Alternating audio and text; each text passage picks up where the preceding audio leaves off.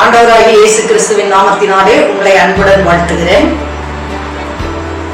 இந்த ஓய்வு நாள் ஆராதனையில கர்த்தருடைய சத்தியத்தை கவனிப்போம்.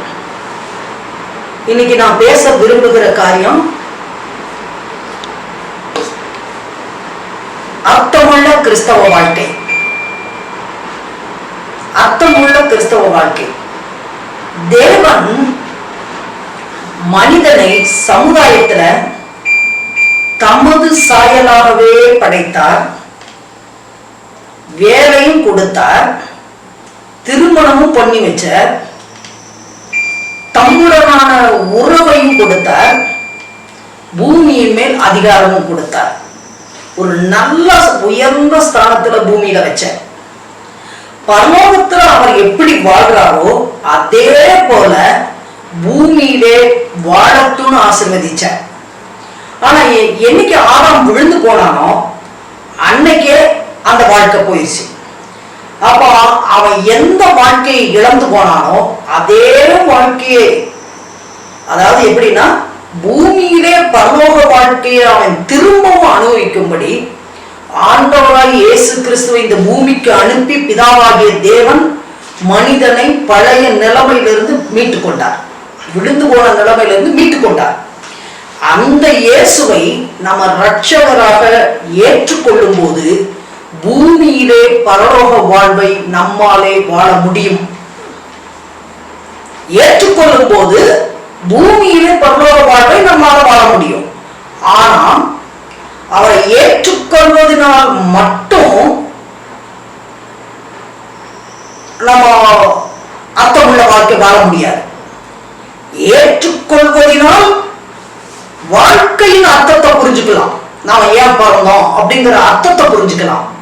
ஆனா ஏற்றுக்கொண்ட பிறகு அவருடைய வார்த்தைகளை மறுபடியும் மறுபடியும் மறுபடியும் மறுபடியும் கற்றுக்கொள்வதன் மூலம்தான் இந்த வாழ்க்கையில் முழு அர்த்தத்தோட வாழ முடியும். முழு அர்த்தத்தோட வாழ முடியும். அதாவது இது வேற மாதிரி சொன்னா, அர்த்தமுள்ள வாழ்க்கை வாழ்வது எப்படின்னு சொல்லி தேவனிடத்திலிருந்து தான் கற்றுக்கொள்ளணும். இயேசுவை ஏற்றுக்கொள்வது மூலம் ஒரு அற்புதமான வாழ்க்கை வாழலாம். அர்த்தமுள்ள வாழ்க்கை வாழ்றதுக்கு அவருடைய சத்தியத்தை மறுபடியும் மறுபடியும் மறுபடியும் மறுபடியும் மறுபடியும் அறிந்து கொள்ளணும். இன்னைக்கு நான் பேச போற சத்தியம் அர்த்தமுள்ள வாழ்க்கை வாழ்வது எப்படி. இன்னைக்கு உலகத்துல ரட்சிக்கப்பட்டவர்களும் சரி ரட்சிக்கப்படாதவர்களும் சரி எல்லாரும் வாழ்ந்துகிட்டு தான் இருக்கிறாங்க. எல்லாரும் வாழ்ந்துகிட்டு தான் இருக்கிறாங்க. எத்தனை பேர் தேவனுடைய சித்தத்தின்படி அர்த்தமுள்ள வாழ்க்கை வாழுகிறார்கள்? இந்த காலை வேளையிலே எத்தனை பேர் நம்முடைய ஆண்டவராகிய இயேசு கிறிஸ்துவுக்குள்ளாக அர்த்தமுள்ள வாழ்க்கை வாழ விரும்புகிறீர்கள்? அர்த்தமுள்ள கிறிஸ்தவ வாழ்க்கைனா என்ன? வேதத்திலிருந்து பார்ப்போம். லூக்கா 10:25-29 வரைக்கும். அப்பொழுது நியாயசாஸ்திரி ஒருவன் எழுந்திருந்து அவரை சோதிக்கும்படி, போதகரே, நித்திய ஜீவனை சுதந்திரத்துக் கொள்ளும்படி நான் என்ன செய்ய வேண்டும் என்று கேட்டான். அதற்கு அவர், நியாயப்பிரமாணத்தில் என்ன எழுதி இருக்கிறது, நீ வாசித்திருக்கிறது என்ன என்றார். அவன் பிரதியுத்தரமாக, உன் தேவனாகிய கர்த்தரிடத்தில் உன் முழு இருதயத்தோடும் உன் முழு ஆத்துமாவோடும் உன் முழு பலத்தோடும் அன்பு கூர்ந்து, உன்னிடத்தில் அன்பு கூறுவது போல பிறனிடத்திலும் அன்பு கூறுவாயாக என்று எழுதி இருக்கிறது என்றார். அவர் அவனை நோக்கி, நிதானமாய் உத்தரவு சொன்னாய், அப்படியே செய், அப்பொழுது பிழைப்பாய் என்றார். நல்லா கவனிங்க. இயேசு கிட்ட வந்து ஒரு ஜட்ஜு, நியாய சாஸ்திரி அப்படின்னு சொன்னா ஜட்ஜு, ஒரு கேள்வி கேட்கிறான். அதுவும் சோதிக்கும்படி நீ போட்டிருக்குது, நித்திய ஜீவனை சுதந்திரிக்க நான் என்ன செய்யணும்னு. உடனே இயேசு பதில் சொல்ற,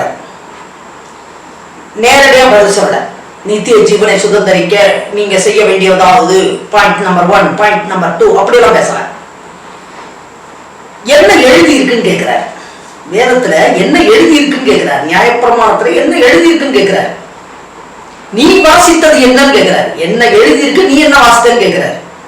உடனே அவன் இயேசுவை நோக்கி சொல்றான், அதாவது முழு இருதயத்தோடும் முழு பலத்தோடும் முழு மனதோடும் உன் தேவனாகிய கர்த்தரில் அன்பு கூறு, உன்னிடத்தில் அன்பு கூறு, உன்னிடத்தில் அன்பு கூறுகிறது உலகத்தின் இடத்தில் அன்பு கூறுன்னு எழுதியிருக்கு அப்படின்னு ஆன்சர் பண்றான். உடனே ஆண்டவர் சொல்றாரு, அவன் கேட்ட கேள்வி என்ன? நித்திய ஜீவனை சுதந்திரித்துக் கொள்வதற்கு நான் என்ன செய்ய வேண்டும்னு. இப்பதான் அதுக்கு பதில் சொல்றாரு. அவனை நோக்கி, நிதானமாய் உத்தரவு சொன்னாய், அப்படியே செய், அப்பொழுது பிழைப்பாய். அப்போ அப்படியே செய், எப்படியே?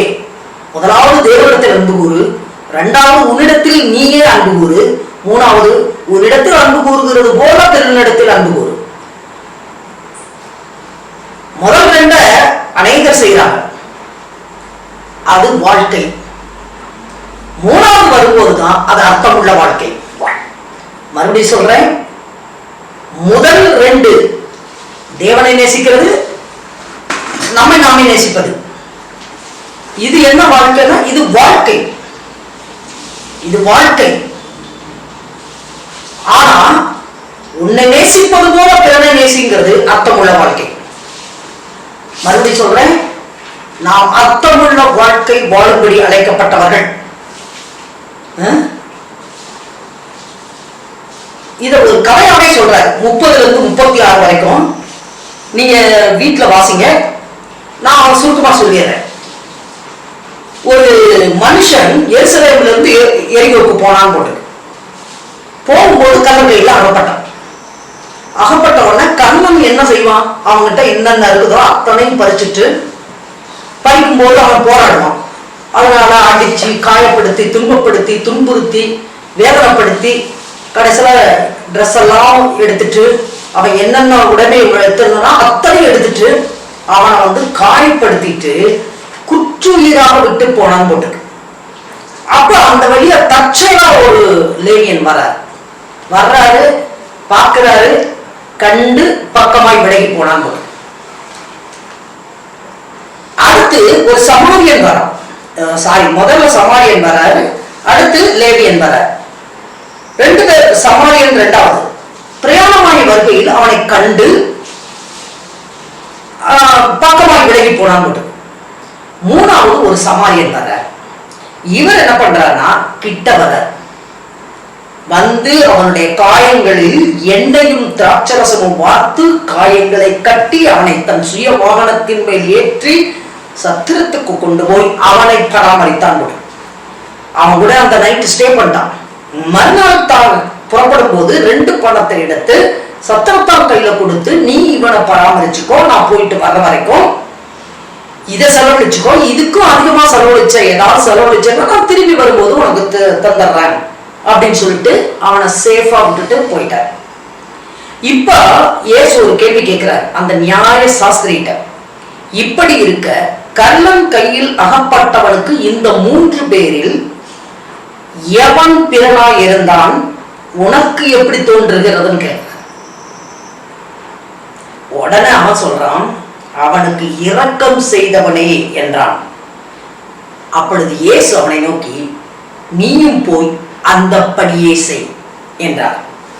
நான் 28வது வசனத்தை வாசித்து காமிச்சேன். அப்படியே செய்யினார். இப்ப 37வது வசனத்துல சொல்றாரு, நீயும் போய் அந்தப்படியே செய்கிறாரு. எந்தப்படியே? லேவியன் செஞ்ச மாதிரியா? நீயும் போய் அந்தப்படியே செய்.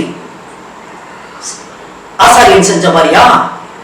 நீயும் போய் அந்தப்படியே செய். சமாரியன் செஞ்ச மாதிரி. அப்போ இரக்கம் செய்தவனை பிறன், சமாரியனை பிறன். நீயும் போய் சமாரியனை போல செய். சமாரியனை போல இரக்கம் செய். சமாரியனை போல அன்பு கூறு. சமாரியனை போல கிட்ட போ. சமாரியனை போல காயங்கட்டு. சமாரியனை போல அந்த காயங்கள்ல என்னையும் திராட்சரசமும் வார். சமாரியனை போல வாகனத்துல ஏற்று. சமாரியனை போல சத்திரத்துல கொண்டு போய் சேரு. சமாரியனை போல அவனுக்காக செலவு பண்ணு. இது ஒண்ணு மட்டும்தான் அர்த்தமுள்ள வாழ்க்கை. இது ஒண்ணு மட்டும்தான் அர்த்தமுள்ள வாழ்க்கை.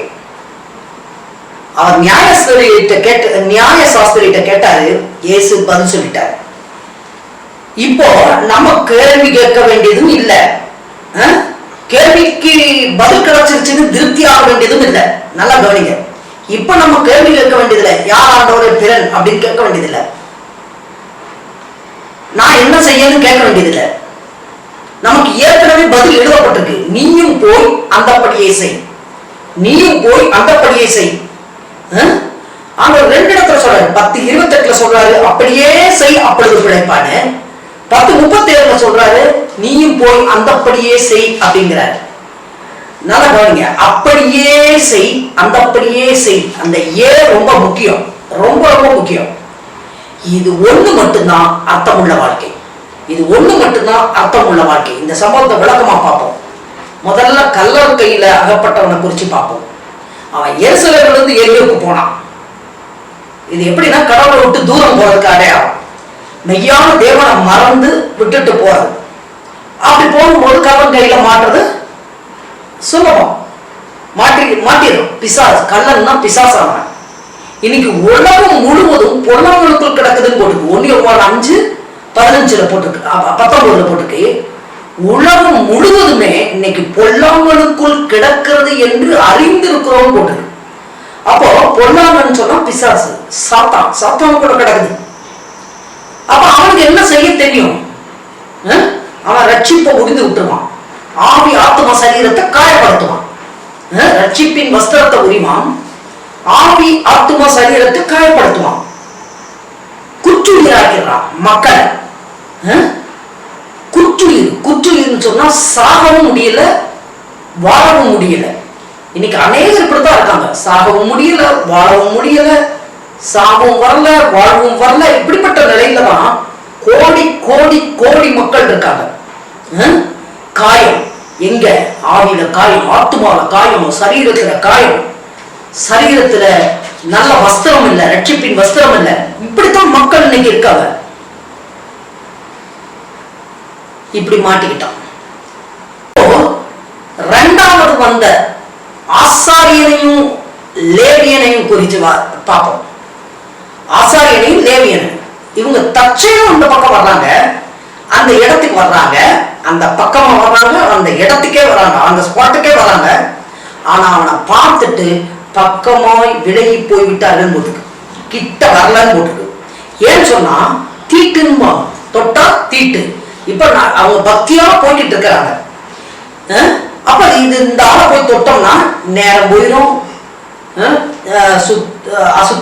அசுத்தம் வந்துடும் அப்படின்னு சொல்லி இன்னைக்கு கிட்ட வராத ஆட்கள், தீட்டுங்கிற ஆட்கள், தங்களை பாதுகாப்பா வச்சுக்கிற ஆட்கள் கல்லனை பற்றி மட்டும் கமெண்ட் கொடுக்குறாங்க. இப்படிப்பட்ட ஆட்கள் கல்லனை பற்றி கமெண்ட் கொடுக்குறாங்க. நான் சொல்றேன், இப்படிப்பட்ட ஆட்கள் கல்லனை பத்தி பேச வேண்டிய அவசியமே இல்லை. விமர்சனம் பண்ணணும்னு அவசியம் இல்லை, கல்லனை சபிக்கணும்னு அவசியம் இல்லை. இன்னைக்கு அநேகர் அப்படிதான் கல்லனை குறிச்சே பேசிக்கிட்டு இருக்காங்க, பிசாசை குறிச்சே பேசிக்கிட்டு இருக்காங்க. பிசாசை குறிச்சு பேசணும்னு அவசியம் இல்லை. கல்லனை குறிச்சு அக்கறை நமக்கு தேவையில்லை. கல்லனாலே அடிபட்டு வீழ்ந்து கிடக்கிற மக்கள் தான் நம்மளுடைய பாயிண்ட். மறுபடியும் சொல்றேன், பொல்லாங்கனாகிய பிசாசினால் அடிபட்டு வீழ்ந்து கிடக்கிற மக்கள் தான் இன்னைக்கு நம்ம டார்கெட்.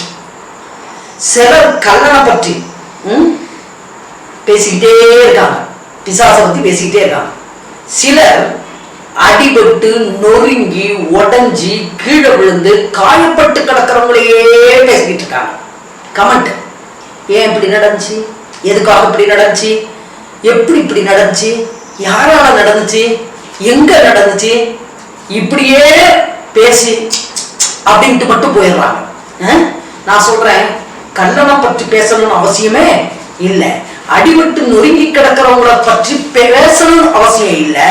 ஆண்டவர் என்ன சொன்னார்னா, அந்தப்படியே நீ போய் செய்யும் தான் சொன்னார், செய்ய சொன்னார். என்ன செய்யணும்? சமாரியன் செய்தது போல நீ செய். இப்ப மூணாவது ஒரு ஆள் வர, கள்ளம் வந்தான், அந்த மனுஷன் வந்தான். ரெண்டாவது ஆசாரியனும் லேவியனும் வந்தாங்க. இப்ப மூணாவது சமாரியன் ஒருவன் பிரயாணமாய். கவனிங்க, பிரயாணமாயின்னு சொன்னா நான் நினைக்கிறேன் பிசினஸ் விஷயமா போயிருக்கலாம். அதனாலதான் அவன் எல்லாம் சகிதமா கொண்டுட்டு வந்திருக்கிறான். வாகனம் வச்சிருக்கிறான், வஸ்திரங்கள் எக்ஸ்ட்ரா வஸ்திரங்கள் வச்சிருந்திருக்கிறான், திராட்சரசம் வச்சிருந்திருக்கிறான், எண்ணெய் வச்சிருந்திருக்கிறான், பணம் வச்சிருந்திருக்கிறான். ஏன்னா அவன் பிளான் பண்ணி ஒரு நோக்கத்தோட போய்கிட்டு இருக்கிறான். திட்டம் போட்டு. அதனால எல்லாமே அவன் கையில இருக்குது. அப்போ அதனால அவன் பார்த்தவனை கண்டு மனதுருகி கிட்ட வந்து காயங்களில் எண்ணெயும் திராட்சரசமும் பார்த்து தன்னுடைய அவனோட ட்ரெஸ் எல்லாம் எடுத்துட்டு போயிட்டாங்க.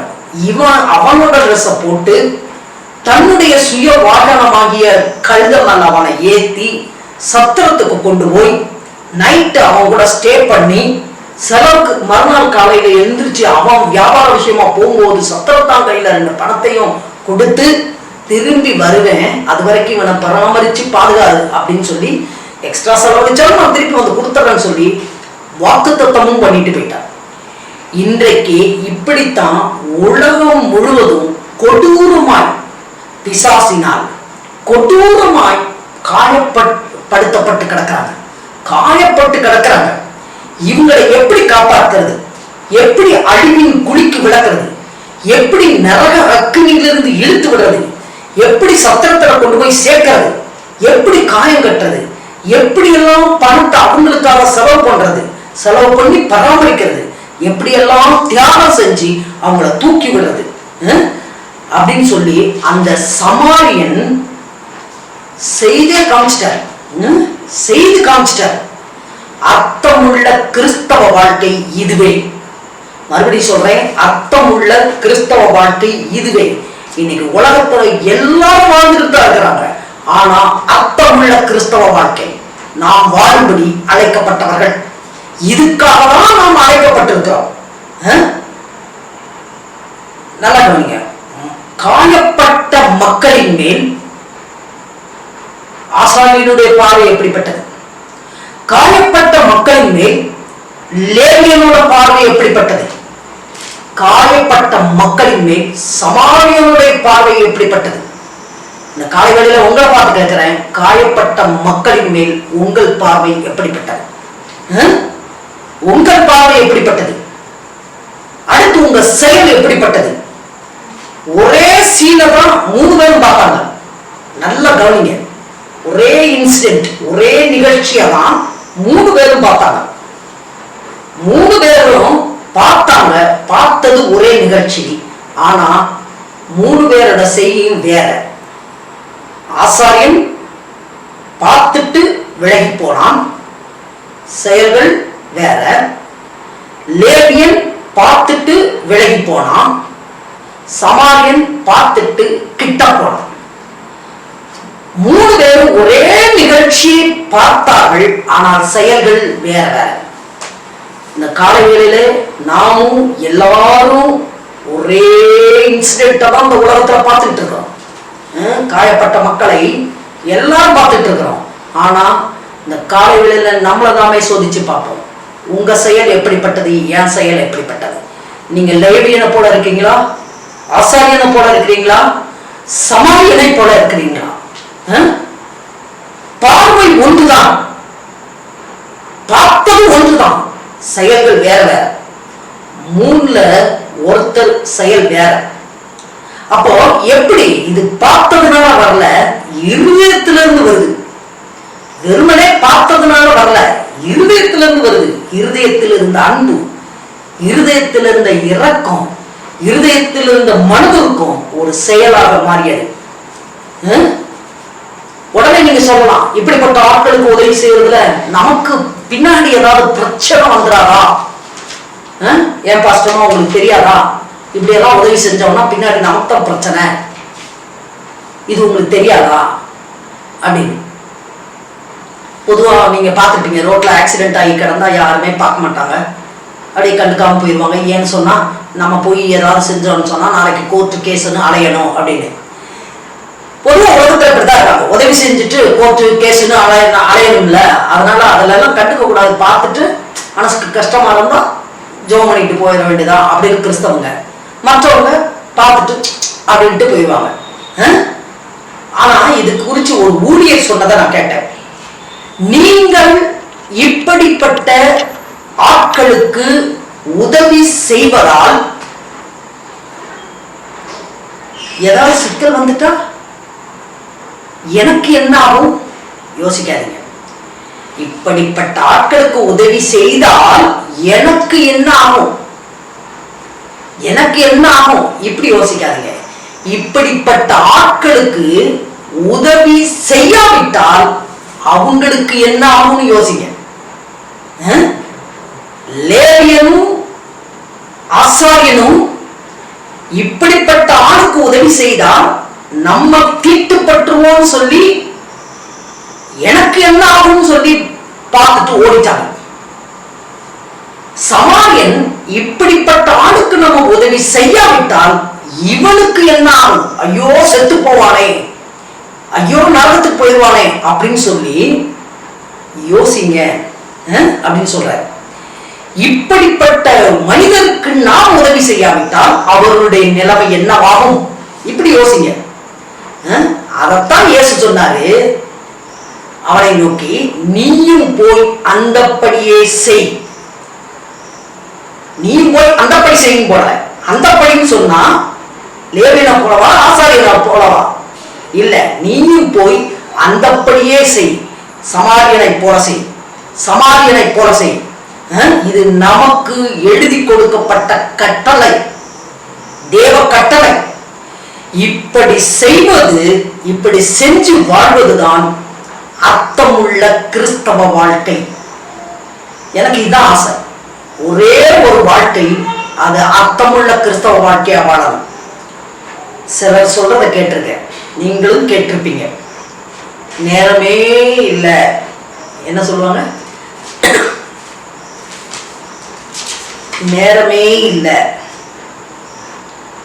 வாழ்க்கை பயணத்துல ஓடிட்டே இருப்பாங்க. லெப்ட்லயோ ரைட்லயோ திரும்பி பார்க்க கூட நேரம் இல்லை. எங்களுக்கு எங்க வேலையே பெருசா இருக்குது.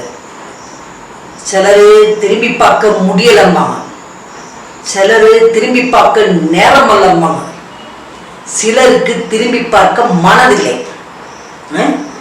நானு, என் குடும்பம், என் பிள்ளைங்க, என் பேர பிள்ளைங்க, இப்படி மட்டும் இல்லை, இப்படி இப்படி மட்டும் அல்ல, இப்படி மட்டும் அல்ல. இது அர்த்தமில்லாத வாழ்க்கை.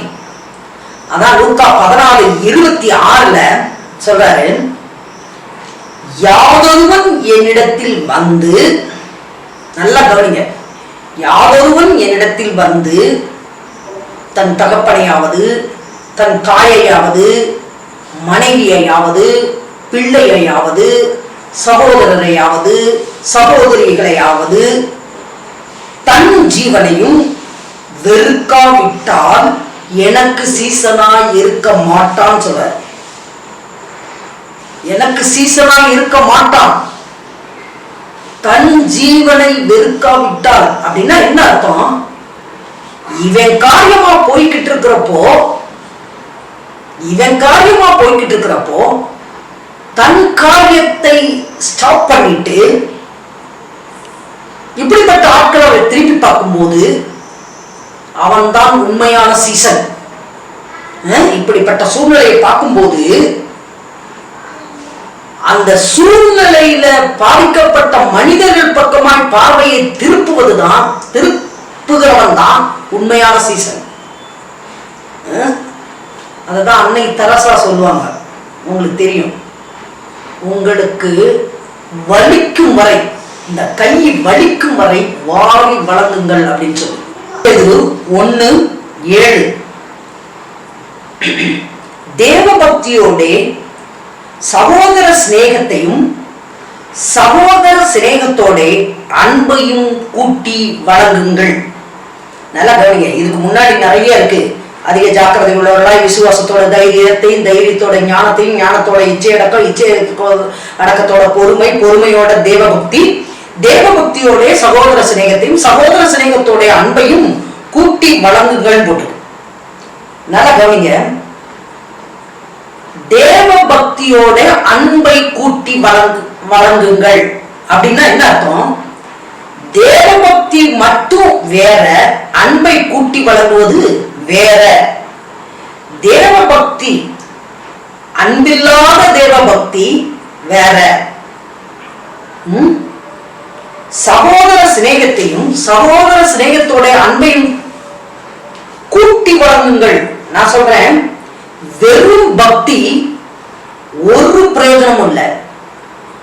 பக்தியோட, தேவ பக்தியோட அன்பை கூட்டி வழங்குவதுதான் உண்மையான பக்தி.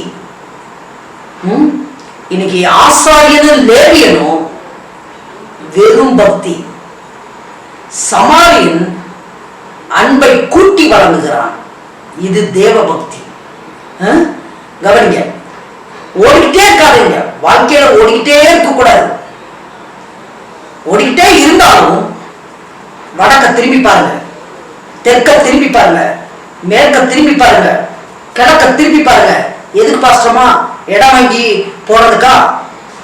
இடம் வாங்கி போறதுக்கு மட்டும் இல்ல. கிழக்கையும் மேற்கையும் வடக்கையும் தெற்கையும் நோக்கி பாருங்கன்னு சொல்ல, காயப்பட்ட மக்களை பார்க்கிற, காயப்பட்ட மக்களை பார்க்க கொஞ்சம் பிரேக் போடுங்க, பாருங்க, பக்கத்துல போங்க, விசாரிங்க, அன்பை கூட்டி வழங்குங்கள். உங்களுடைய அன்பை கூட்டி வழங்குங்கள். வெறும் பக்தி அல்ல, பக்தியோடு, தேவ பக்தியோடு சகோதர சிநேகத்தையும் சகோதர சிநேகத்தோட அன்பையும் கூட்டி வழங்குங்கள். தேவ அன்பை பார்க்கட்டும், ஜனங்கள் பார்க்கட்டும். கையை பிடிச்சு தூக்கி விடுங்க, செலவழிங்க, உங்க வாகனத்துல ஏத்துங்க, சத்திரத்துல கொண்டு போய் விடுங்க. சிலரை வாழ்க்கையில கையை பிடிச்சே சத்திரத்துக்கு கூட்டிட்டு வர வேண்டியிருக்கும். சிலரை வாழ்க்கையில தூக்கி சுமந்து சத்திரத்துல கொண்டு வந்து விட வேண்டியிருக்கும். சிலரை கையை பிடிச்சு கூட்டிட்டு போயிடலாம், சிலரை தூக்கி தான் சுமக்கணும். உங்களுக்கே தெரியும். உங்களுக்கு 15 வயசு பையன் இருந்தா கையை பிடிச்சு கூட்டிட்டு வந்துடலாம்.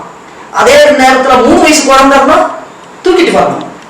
அப்படி சிலரை நம்ம தூக்கி சுமக்க வேண்டியிருக்கும், சிலரை கையை பிடிச்சு கூப்பிட்டு போக வேண்டியிருக்கும். எப்படியோ சத்திரத்திலே சேர்ப்பதை தேவன் விரும்புகிறார். அதனாலதான் சொன்னாரு, நீயும் போய் அந்த படியே செய். காயப்பட்டவனை, காயப்பட்டவனை, நொறுங்குண்டவனை, இருதயம் நறுங்குண்டவனை, சிறைப்பட்டவனை, தரித்திரரை. ஆண்டவர் எவ்வளவு தெளிவா சொல்றாங்க. பிறனை நேசிக்கிறது தான் உண்மையான தேவ பக்தி. அது எப்படின்னா, உன்னை நேசிப்பது போல பிறனை நேசிக்கிற, உன்னை நேசிப்பது போல. சுருக்கமா சொன்னா, தேவனிடத்தில் அன்பு கூறணும், உங்கள அன்பு கூறணும், உங்கள் அன்பு கூறுவது போல பிறனிலும் அன்பு கூறணும். இதுதான் அர்த்தமுள்ள கிறிஸ்தவ வாழ்க்கை. அர்த்தமுள்ள கிறிஸ்தவ வாழ்க்கை. முதல் 2 செஞ்சாலும் அது கிறிஸ்தவ வாழ்க்கை. 3வது சேர்ந்தா அர்த்தமுள்ள கிறிஸ்தவ வாழ்க்கை. இன்னைக்கு அநேகர் தேவனை நேசிக்கிறாங்க, அவங்கள நேசிக்கிறாங்க. இது கிறிஸ்தவ வாழ்க்கை. தேவனை நேசிக்கிறாங்க, தன்னை நேசிக்கிறாங்க, பிறனை நேசிக்கிறாங்க. இது அர்த்தமுள்ள கிறிஸ்தவ வாழ்க்கை. அர்த்தமுள்ள கிறிஸ்தவ வாழ்க்கை. உங்களுக்கு தெரியும், கபடின்னு ஒரு விளையாட்டு இருக்கு. இப்பெல்லாம் பிள்ளைங்க விளையாடுறாங்களான்னு எனக்கு தெரியல.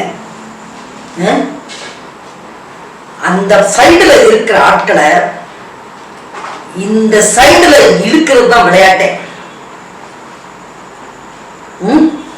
விளையாட்டவங்களுக்கு தெரியும், விளையாட்டை பார்த்தவங்களுக்கு தெரியும். அதே போலதான் கண்ணன் கையில அகப்பட்டு குற்றியும் கொலையுமா கிடக்கிற ஆட்களை சத்திரத்துல கொண்டு வந்து சேர்க்கிறது தான். பாதிக்கப்பட்ட மக்களை சாத்தானாலே, பொல்லாங்கனாலே, கள்ளனாலே பாதிக்கப்பட்ட மக்களை தேவ ஆலயமாகிய சத்திரத்திலே கொண்டு வந்து சேர்க்கிறது தான் அர்த்தமுள்ள கிறிஸ்தவ வாழ்க்கை. எதற்கு? பாதுகாக்கும்படி, பராமரிக்கப்படும்படி, காயம் ஆற்றப்படும்படி, கண்ணன்ட்ட இறந்து போடுவதால் திரும்ப பெற்றுக் கொள்ளும்படி அவங்கள கொண்டு வந்து சத்திரத்திலே சேர்க்க வேண்டும். சமாரியன் அதைத்தான் செஞ்சார், இயேசுவும் அதைத்தான் சொல்றார். நீயும் போய் அந்த படியே செய். சேர்ப்பதுதான் அர்த்தமுள்ள கிறிஸ்தவ வாழ்க்கை. உங்களுக்கு தெரியும், அதுவரைக்கும் மீன் பிடிச்சு வாழ்ந்தார் பேதுரு. மீன் பிடித்து வாழ்ந்தது பேதுருவின் வாழ்க்கை. அவரை என்ன சொல்லி கூப்பிட்டாரு? இதுவரைக்கும் மீன் பிடிச்சப்பா, இனி மனுஷரை பிடிக்கிறவனாக்குவேன், வா என் பின்னாடினாரு. மனிதரை பிடித்து வாழ்வதுதான் அர்த்தமுள்ள கிறிஸ்தவ வாழ்க்கை. நான் சொல்றேன், இன்னைக்கு உலகத்துல எத்தனையோ பேர் வாழ்ந்துட்டு இருக்கிறாங்க, எத்தனையோ பேர் நல்லா வாழ்ந்துட்டு இருக்கிறாங்க. ஆனா மனிதரை பிடித்து வாழ்வதுதான் அர்த்தமுள்ள கிறிஸ்தவ வாழ்க்கை. எல்லாரும் எப்படியோ எதையோ பிடிச்சு, எதையோ படிச்சு, எப்படியோ நடிச்சு, துடிப்போட சம்பாதிச்சு வாழ்ந்து கொண்டுதான் இருக்கிறார்கள், வாழ்ந்து கொண்டுதான் இருக்கிறார்கள். இது வெறும் வாழ்க்கை, இது வெறும் வாழ்க்கை. சமாரியனை போல வாழ்றதுதான் அர்த்தமுள்ள கிறிஸ்தவ வாழ்க்கை. மறுபடியும் சொல்றேன், உன் முழு இருதயத்தோடும், உன் முழு பலத்தோடும், உன் முழு சிந்தையோடும் கர்த்தரிடத்தில் அன்பு கூறு, உன்னிடத்தில் அன்பு கூறு, உன்னிடத்தில் அன்பு கூறுவது போல பிறனிடத்தில் அன்பு கூறு. இப்படி வாழ்வதுதான் அர்த்தமுள்ள கிறிஸ்தவ வாழ்க்கை. ஏன்னா லேவியனும் ஆசாரியனும் பக்தர்கள் தான், பக்திமான்கள் தான், பக்திமான்கள் தான். நான் ஏற்கனவே ஒரு பிரசங்கத்துல சொல்லியிருக்கிறேன், வெறும் பக்தியெல்லாம் ஆகாது. வெறும் பக்தி ஒண்ணுக்கு உதவாது. வெறும் பக்தர்கள் பாரம்பரியங்களை மனசுல வச்சிருப்பாங்க, குருட்டாட்டங்களை வச்சிருப்பாங்க, மத வைராக்கியங்களை வச்சிருப்பாங்க, தங்களுடைய கடமைகளை மட்டும் வச்சிருப்பாங்க. எதிர்கால பிரச்சனைகள் விளைவுகள் எல்லாம் மனதில் வச்சு யாருக்கு நன்மை செய்ய மாட்டாங்க. வெறும் பக்தர்கள், நன்மை செய்யாத பக்தி. அதுக்கு பேர் என்ன தெரியுமா? அவபக்தி. அவபக்தி. பக்தி ஆனா நன்மை செய்யல, அதனால அதுக்கு பேரு அவபக்தி. நல்லா கவனிங்க, லேவியனும் ஆசாரியனும் பக்திமான்கள், நன்மை செய்யல, அதுக்கு பேர் அவபக்தி. சமாரியன் நன்மை செஞ்சான், அவனுக்கு பேரு பக்தி. யாக்கோபு 1:27 போட்டிருக்கு, வாசிப்போம். யாக்கோபு 1:27. திக்கற்ற பிள்ளைகளும் விதவைகளும் படுகிற உபத்திரவத்திலே அவர்களை விசாரிக்கிறதும் உலகத்தால் கைவிடாதபடிக்கு தன்னை காத்துக் கொள்கிறதுமே பிதாவாகிய தேவனுக்கு முன்பாக மாசில்லாத சுத்தமான பக்தியா இருக்கிறது. வேதம் எவ்வளவு தெளிவா எழுதி நம்ம கையில கொடுக்கப்பட்டிருக்கு பாருங்க. மாசில்லாத சுத்தமான பக்தி எது அப்படின்னு இங்க எழுதப்பட்டிருக்கு. திக்கற்ற பிள்ளைகளும் விதவைகளும் படுகிற உபத்திரவத்திலே அவர்களை விசாரிக்கிறது, அவர்களை விசாரிக்கிறது. உலகத்தால் கரைபடாதபடி தன்னை காத்துக் கொள்ளுகிறது. இதுதான் தேவனுக்கு முன்பாக மாசில்லாத சுத்தமான, மாசில்லாத சுத்தமான பக்தியா இருக்கிறது. நல்லா கவனிங்க, இன்னைக்கு அநேக கிறிஸ்தவர்கள், அநேக தேவ பிள்ளைகள், அநேக தேவ பிள்ளைகள், அநேக விசுவாசிகள் உலகத்தால் கரைபடாதபடிக்கு தங்களை காத்துக் கொள்கிறார்கள், காத்துக் கொள்கிறார்கள். அதுக்கு பேர் பக்தி. அதுக்கு பேர் என்ன? பக்தி.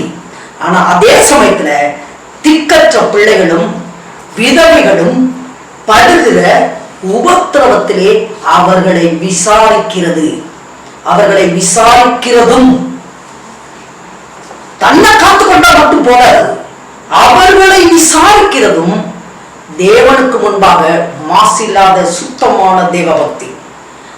இதத்தான் நான் சொல்றேன், இதுதான் அர்த்தமுள்ள கிறிஸ்தவ வாழ்க்கை.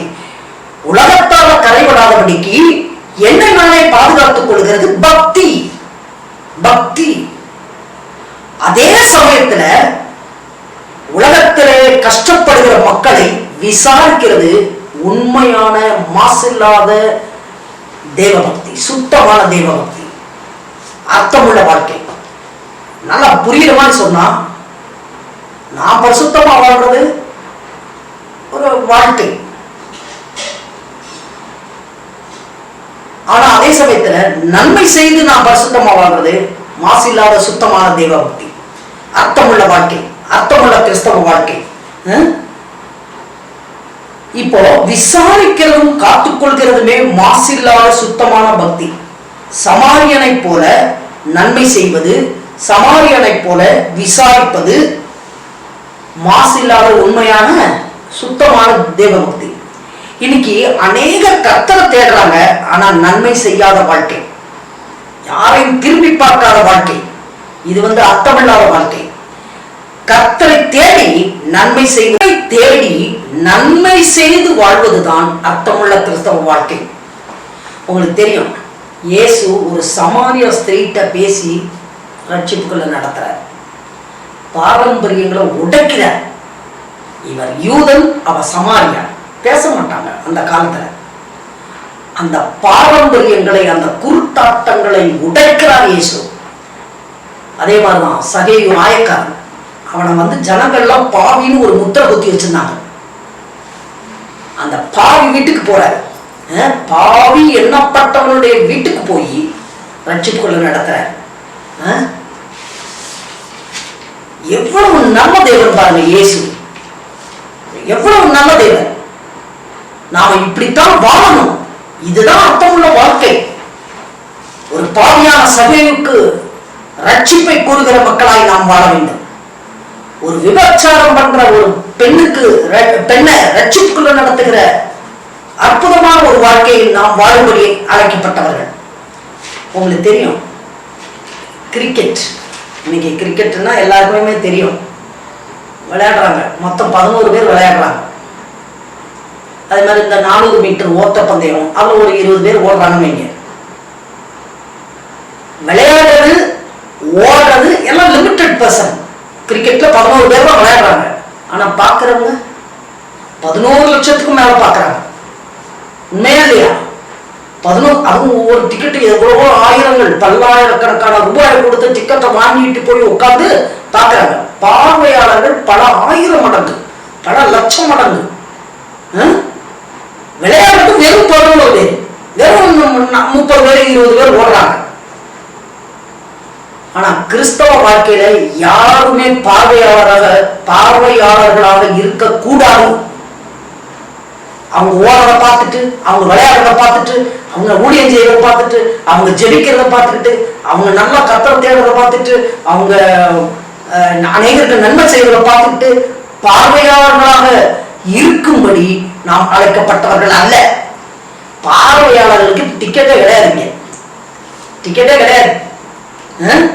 பார்வையாளராக யாருமே இந்த உலகத்துல நாம அப்பாயிண்ட் பண்ணப்படல. நாம எல்லாருமே ஓடத்தான் செய்யணும், ஓடுறதுக்காக அழைக்கப்பட்டிருக்கிறோம். எல்லாரும் ஓடும்படி அழைக்கப்பட்டவர்கள். எதுக்கு ஓடணும்? ஓடும்போதே பிரேக் போடவும் தெரியணும். பிரயாணமாய் போகும்போது குற்றியும் கோயிலுமா கிடக்கிறவனை கண்டு பக்கத்துல போனான் போட்டுக்கு. அப்ப ஓடல, எல்லாரும் ஓடணும். ஓடும்போது அப்பப்ப லெப்ட்ல ரைட்ல திரும்பி பார்க்கணும், அப்பப்ப கிழக்க மேற்க வடக்க தெற்கன்னு பார்க்கணும். ஓடும்படி அழைக்கப்பட்டவர்கள், வேடிக்கை பார்க்கும்படி அழைக்கப்பட்டவர்கள் அல்ல. சொல்லுவாங்க, அதெல்லாம் பார்வையாளர்கள் இருந்தா தானே இன்ட்ரெஸ்டா விளையாடவோ ஓடவோ முடியும் அப்படின்னு. உண்மைதான். இப்ப கூட கிரிக்கெட்டுக்கு அதுதான் பேச்சுவார்த்தை நடந்தது. பார்வையாளர்கள் இருந்தாதான் விளையாடுறவங்களுக்கு ஓடுறவங்களுக்கு கொஞ்சம் இன்ட்ரெஸ்ட் இருக்கும். ஏன்னு சொன்னா அவங்க போடுற ஆரவாரத்துல இவங்களுக்கு இன்னும் கொஞ்சம் உற்சாகம் வரும். பார்வையாளர்கள் வேணும். அப்ப என்னை பார்க்கறதுக்கு ஒருத்தருமே இல்லை. நான் எவ்வளவோ செய்யறேன், கத்திரிக்காய் ஓடுறேன், உழைக்கிறேன், சாடுறேன், என்னை பார்க்கறதுக்கு ஒருத்தர் இல்லை அப்படி நீங்க நினைக்க வேண்டியதில்லை. நமக்கும் பார்வையாளர்கள் உண்டு. நாம ஓடுற ஓட்டத்தை பார்க்கறதுக்கு பார்வையாளர்கள் இருக்கிறார்கள். எபிரேயர் 12:1 போட்டுட்டு, ஆகையால் மேகம் போன்ற இத்தனை திரளான சாட்சிகள் நம்மை சூழ்ந்து கொண்டிருக்குன்னு போட்டுது. நம்மை சூழ்ந்து கொண்டிருக்க, கவனிங்க, நம்முடைய ஓட்டத்தை பார்க்க பார்வையாளர்கள் இருக்கிறாங்க. எத்தனை மேகம் போன்ற இத்தனை திரளான சாட்சிகள் போடுது.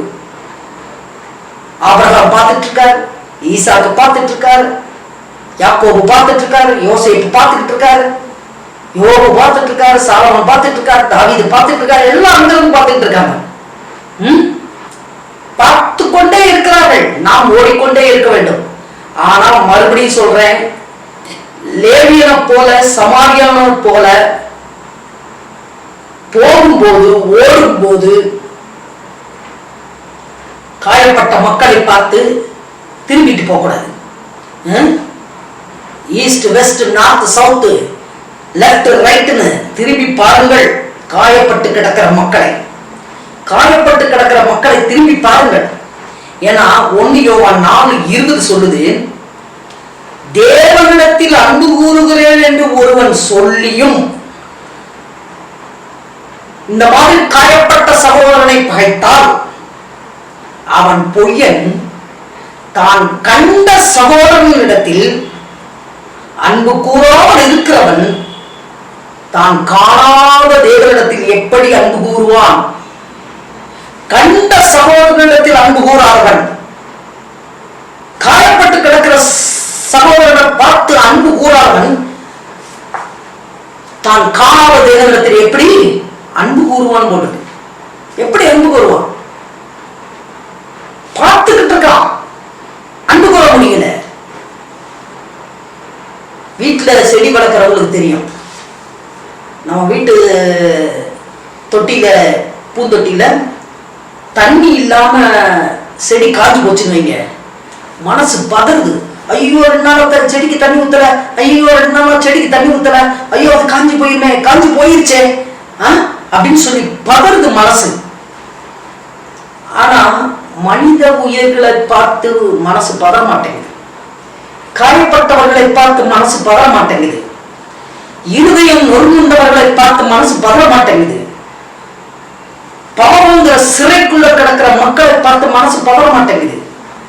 சாபத்துக்குள்ள கிடக்கிற மக்களை பார்த்து மனசு பதற மாட்டேங்குது. வியாதிக்குள்ள கிடக்கிற மக்களை பார்த்து மனசு பதற மாட்டேங்குது. தரித்திரர்களை பார்த்து மனசு பதற மாட்டேங்குது. மடங்கடிக்கப்பட்டவர்களை, குழியில கிடக்கிறவங்களை, கீழே விழுந்து கிடக்கிறவங்களை பார்த்து மனசு பதற மாட்டேங்குது. ஏன் பதற மாட்டேங்குது? அன்பு குறைஞ்சு போச்சு. இன்னைக்கு உலகத்துல அன்பு குறைஞ்சு போச்சு. லேவியன் ஆசாரியனுடைய பக்தி வெறும் பக்தி, யாருக்கும் உதவாது. பக்தி உதவாது. சமாரியனை போல பரிவு, அன்பு, இரக்கம், மனதுருக்கம் தான் உதவும். பக்தி யாருக்கும் உதவாது. அதனாலதான் தேவ பக்தியோட சகோதர சிநேகத்தோட அன்பையும் கூட்டி வழங்குங்கள் சொல்லி யாக்கோபு சொல்ற. அன்பையும் கூட்டி வழங்குங்கள். அன்பு எந்த கடையில விற்குதுன்னு கேட்டாருங்க. பாஸ்டமா அன்பை கூட்டி வழங்குங்கன்னு சொல்றீங்களா? அன்பு எந்த கடையில விற்குது தெரிஞ்சா போய் வாங்கிடுறாங்க. வேதம் சொல்லுது ரோமர் 5:5, மேலும் நமக்கு அருளப்பட்ட பரிசுத்த ஆவியானவராலே தேவ அன்பு நம்முடைய இருதயங்களிலே ஊற்றப்பட்டிருக்கிறபடியால் போட்டது. தேவ அன்பை ஊற்றி இருக்கிறார். இப்போ அந்த அன்பை வாரி இறையுங்கள், அன்பை விதையுங்கள், அன்பை அள்ளி தூவுங்கள், அன்பை இறையுங்கள். வாரி இறைத்து விருத்தி அடைவார் உண்டு. அன்பை வாரி இறையுங்கள். நீயும் போய் அந்தப்படியே செய். இயேசு வாயத்திறந்து சொன்னது, சமாரியனை போல நீயும் போய் அந்தப்படியே செய் அப்படின்னு சொல்றாரு. அந்தப்படியே, எந்தப்படியே. சமாரியன் என்ன செஞ்சான்? பைபிளை வாசித்து பாருங்க. பைபிளை அதே அதிகாரத்தை திருப்பி வாசிங்க. சமாரியன் என்ன செஞ்சான்? கிட்ட போனான், மனதுருகி கிட்ட போனான், விசாரிச்சான், என்னையா அப்படி கிடக்க அப்படின்னு. அவன் கதையெல்லாம் சொல்றான். சிலருக்கெல்லாம் அடுத்தவங்க கதையை கேட்கறதுக்கு இன்ட்ரெஸ்ட் இருக்காது. இவங்களை பத்தி இவங்க 1900 ஆரம்பிப்பாங்க, 2020 வரைக்கும் பேசுவாங்க. இதை நம்ம கேட்கணும். ஆனா அவங்க சொல்றத காது கொடுத்தே வாங்க மாட்டாங்க. நான் சொல்றேன், மக்களை விசாரிக்கிறது தான் மாசில்லாத சுத்தமான தேவபக்தி. மாசில்லாத சுத்தமான தேவபக்தி, அர்த்தமுள்ள வாழ்க்கை. அதுதான் அர்த்தமுள்ள வாழ்க்கை. இந்த அர்த்தமுள்ள வாழ்க்கை வாழங்கிறதுக்கு தான் நாம் அழைக்கப்பட்டிருக்கிறோம். சமாரியன் அதைத்தான் செஞ்சார், இயேசுவும் அதைத்தான் செஞ்சிருக்கிறார். வாசிப்போம், எபிரேயர் 13:12. அந்தபடியே இயேசுவும் தம்முடைய சொந்த இரத்தத்தினாலே ஜனத்தை பரிசுத்தம் செய்யும்படியாக நகர வாசலுக்கு புறம்பே பாடுபட்டார். நல்ல கவனிங்க, அந்தபடியே இயேசுவும் தம்முடைய சொந்த இரத்தத்தினாலே ஜனத்தை பரிசுத்தம் செய்யும்படியாக நகர வாசலுக்கு புறம்பே பாடுபட்டார். எப்படி சமாரியன் கள்ளனால பாதிக்கப்பட்டவனை, நல்லா கவனிங்க, சமாரியன் எப்படி கள்ளனால் பாதிக்கப்பட்டவனை தன் சொந்த திராட்சை ரசத்தை செலவழிச்சு, தன் சொந்த எண்ணெயை செலவழிச்சு, தன் சொந்த கழுதையில ஏற்றி, தன்னுடைய சொந்த 2 பணத்தை கொடுத்து செலவழிச்சு, தன் சொந்த வஸ்திரத்தை அவனுக்கு கொடுத்து சத்திரத்திலே சேர்க்க எவ்வளவு பிரயாசப்பட்டானோ, எவ்வளவு பிரயாசப்பட்டானோ, அதே போல இயேசுவும் நமக்காக தம்முடைய சொந்த இரத்தத்தினாலே, மறுபடியும் கவனிங்க, தம்முடைய சொந்த இரத்தத்தினாலே, அவருடைய சொந்த இரத்தத்தினாலே நம்மை கழுவி பரிசுத்தம் பண்ணி காயம் கட்டி ரட்சிப்பின் வஸ்திரத்தை தந்து நீதியின் சால்வையை கொடுத்து சத்திரமாகிய தேவ ஆலயத்திலே, பரிசுத்த ஆலயத்திலே, அவருடைய சரீரமாகிய தேவாலயத்தில் கொண்டு வந்து இணைக்கிறதுக்காக நகர வாசலுக்கு புறம்பே பாடுபட்டார். நகர வாசலுக்கு புறம்பே பாடுபட்டார். எதுக்கு பாடுபட்டார்? அவருடைய இரத்தத்தினாலே நம்மை கழுவ, பரிசுத்தம் பண்ண, காயம் கட்ட, ரட்சிப்பின் வஸ்திரத்தை கொடுக்க, நீதியின் சால்வையை கொடுக்க அவர் பாடுபட்டார். சமாரியன் அவங்கிட்ட இருந்ததை வச்சு எல்லாத்தையும் செஞ்சான். இயேசு அவருடைய இரத்தத்தினாலே நமக்காக எல்லாவற்றையும் செய்திருக்கிறார். சமாரியனை போல, நல்ல சமாரியனாகிய இயேசுவை போல நாமும் மக்களுக்காக வாழ்வோம். நாமும் மக்களுக்காக அர்த்தமுள்ள கிறிஸ்தவ வாழ்க்கை. எத்தனை பேர் இந்த காலை வேளையில கிறிஸ்தவ வாழ்க்கை வாழும்படி விரும்புகிறீர்கள்? எத்தனை பேர் இந்த காலை வேளையில அர்த்தமுள்ள கிறிஸ்தவ வாழ்க்கை வாழும்படி விரும்புகிறீர்கள்? இதுவரைக்கும் நீங்க எப்படி வாழ்ந்திருக்கலாம், ஆனா இனி இந்த சம்பவத்தில் வந்த சமாரியனை போல, நல்ல சமாரியனாகிய இயேசுவை போல ஒரு அர்த்தமுள்ள கிறிஸ்தவ வாழ்க்கை வாழும்படி இந்த காலை வேளையிலே நம்மை நாமே தேவனுக்கு அர்ப்பணிப்போம். தேவனுக்கு நம்மை நாமே அர்ப்பணிப்போம். இது கட்டாயமே இல்லை.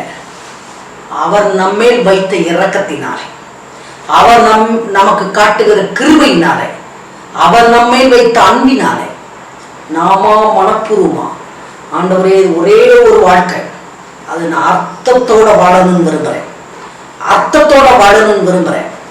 சமாரியனை போல, நீ சொன்ன கதையில வர்ற சமாரியனை போல, நல்ல சமாரியனாகிய இயேசுவை போல நான் வாழ என்னை அர்ப்பணிக்கிறேன். பிதாவே என்னை பயன்படுத்தும். இன்று காலை வேளையிலே ஒவ்வொருவரும் நம்மை நாமே தேவனுக்கு முன்பாக தாழ்த்தி ஒப்புக்கொடுப்போம். ஜெபம். பிதாவே மை துதிக்கிறோம். ஆண்டவராய் இயேசுவின் நாமத்தில் இந்த காலை வேளையிலே அர்த்தமுள்ள கிறிஸ்தவ வாழ்க்கை வாழும்படி நீர் எங்களை தெரிந்து கொண்டது மாத்திரமல்ல ஆண்டவரே, அப்பா எப்படி வாழ வேண்டும் என்பதை நீர் எங்களுக்கு எழுதி தந்திருக்கிறபடியால் நன்றி செலுத்துகிறோம். சத்தியத்தை நாங்கள் கற்றுக்கொண்டு, சத்தியமாக கற்றுக்கொண்டு இயேசுவை போல பாரம்பரியங்களை, குருட்டாட்டங்களை, மத வைராக்கியங்களை உடைத்தெறிந்து நல்ல சமாரியானாகிய இயேசுவை போல விபச்சாரம் செய்த ஸ்திரீ, சகியோரி என்னப்பட்ட பாவி, எல்லாருக்கும் அவர் விசாரித்து எல்லாருக்கும் ஊழியர் செய்தது போல நல்ல தேவனே, நாங்களும் திக்கற்ற பிள்ளைகளும் விதவைகளும் படுகிற உபத்திரவத்திலே அவர்களை விசாரிக்கிறவர்களாய், மாசில்லாத சுத்தமான தேவபக்தியோடு அன்பை கூட்டி வழங்குகிறவர்களாய், சமாரியனை போல காயப்பட்டவர்களை பார்க்கும்போது இறங்கி நன்மை செய்கிறவர்களாய், நன்மை செய்து ஒரு அர்த்தமுள்ள வாழ்க்கை வாழும்படி இந்த காலை வேளையிலே எங்களை நாங்கள் அர்ப்பணிக்கிறோம். ஆண்டவரே, எங்களை நாங்கள் அர்ப்பணிக்கிறோம். அப்பா, நீர் எங்கள் ஒவ்வொருவரையும் அர்த்தமுள்ள கிறிஸ்தவ வாழ்க்கை வாழும்படி இனிமா எங்களை அபிஷேகிப்பீராக, சகல சத்தியத்துக்குள்ள நடத்துவீராக. அப்படியே அற்புதமா எங்களை வழி நடத்தி எங்கள் ஒவ்வொருவர் மூலம் கர்த்தராகிய இயேசு கிறிஸ்துவின் நாமத்தை என் மகிமைப்படுத்த போகிறதற்காக நன்றி. இயேசுவின் நாமத்தில் கர்த்தருடைய ஆசீர்வாதம்.